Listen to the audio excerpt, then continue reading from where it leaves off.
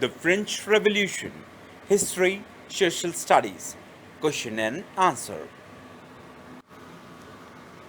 Questions. First, describe the circumstances leading to the outbreak of revolutionary protest in France. Answer. The circumstances that causes outbreak of revolutionary protest in France were social inequalities. French society in 18th century was divided into three states, namely the clergy, the nobility, and third estates which comprises peasants, official, small business. It was only third state only paid taxes.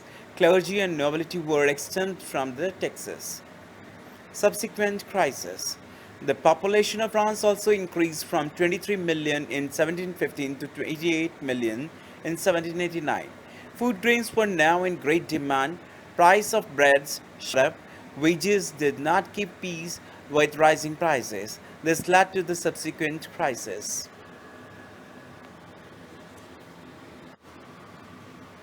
Economic problems. Long years of war had drained the financial resources of France to meet its regular expenses, such as the cost of maintaining an army, the court, running government offices or universities. The state was forced to increase taxes.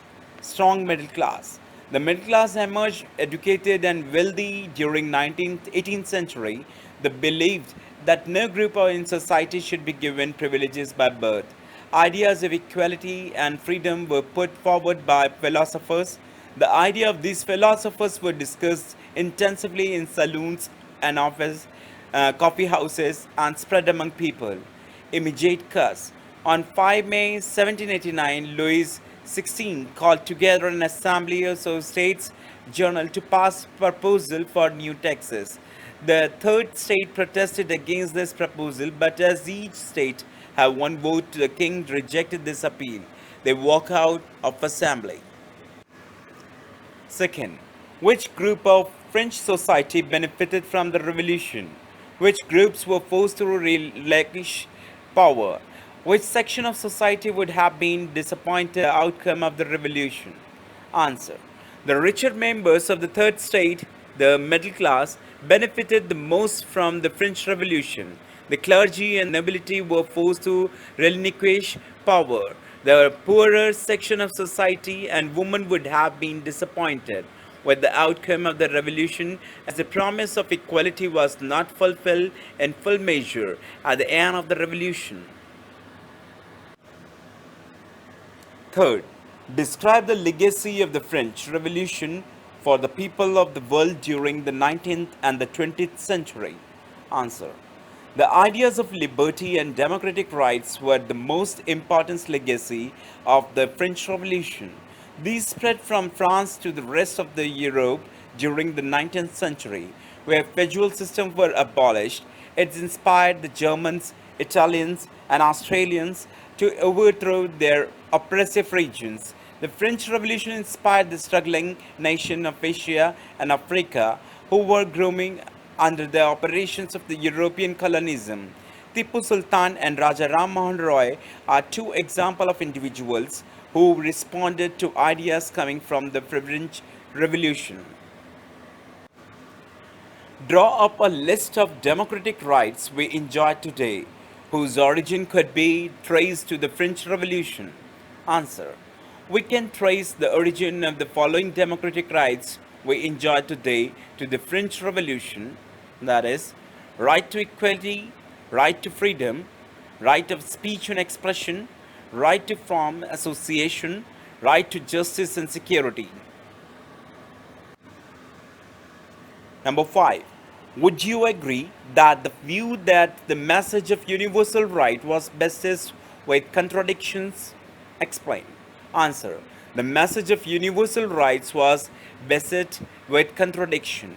Many ideals in the declarations of right of man and citizen were replete with dubious meaning.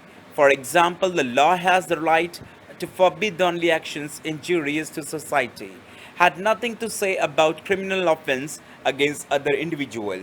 The declaration stated that law is the expression of the general will. All citizens have the right to participate in its formation. All citizens are equal before it. But when France became a constitutional monarchy, almost 3 million citizens, including men under the age of 25 and women, were not allowed to vote at all. Hence, by this universal right, poor were suppressed. Constitution is only available for the rich. Women were totally neglected in the decision making. 6. How would you explain the rise of Napoleon? Answer. After France became republic in 1792, then ruler Robespierre gave more privileges to the wealthier section of society. Further, he was a sort of autocrat himself. This led to the region of terror for the following many years. After Robespierre rule came to an end, a directory was formed to avoid concentrations of power in one individual. Members of the directory often fought among themselves, leading to the total chaos and political instability. This created a political vacuum in the France. This was a conducive situation, and Napoleon Bonaparte took the regional power as a military dictator. If you like the video, don't forget to press the like button and subscribe the channel for more videos. Thank you.